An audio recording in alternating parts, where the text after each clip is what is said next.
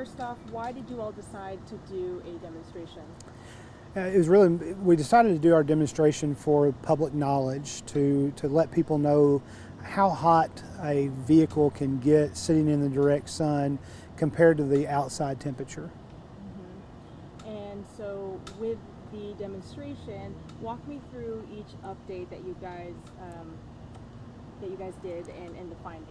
So what we found was, of course, when we first put it in the vehicle, the temperature was about the same as it was outside, about 98 when we started, 97, 98.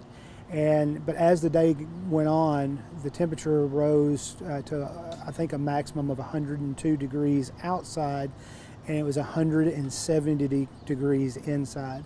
It was so hot inside of that vehicle during the day that we actually were able to bake cookies on the dashboard. That's how hot it gets inside of the vehicle. And we talk about this because we want to raise that awareness not to leave your loved ones, your kids, your pets, anything like that in a vehicle without the air conditioner going. What time did you all start? I started around 9:30ish, and then the hottest temperature that we recorded was around 1:30 or 2.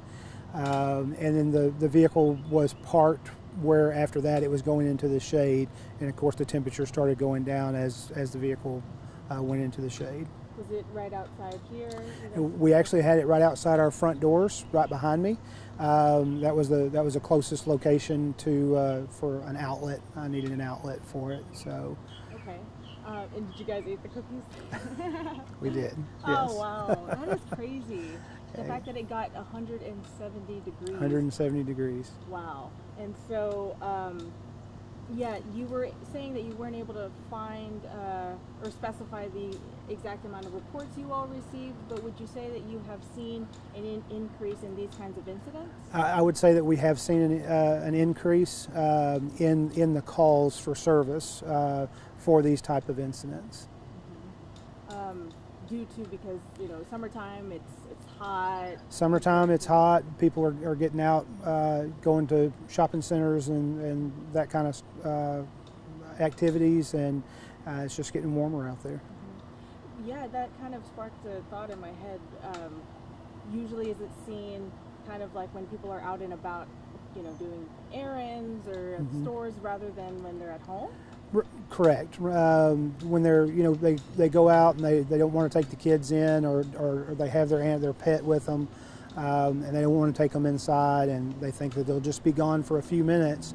But a few minutes in the direct sunlight can heat up a car very quickly, the inside of a car very quickly. Right, right. And yeah, why do you think this is happening? Why do you think people are doing this, leaving their kids or pets or whatever? Exactly why, unfortunately, I don't know. I think that maybe they may have their pets with them when they go out somewhere and not realize how hot a car can get in the direct sunlight, those kind of things. And so, yeah, tips to avoid this. Tips to avoid: plan your day out.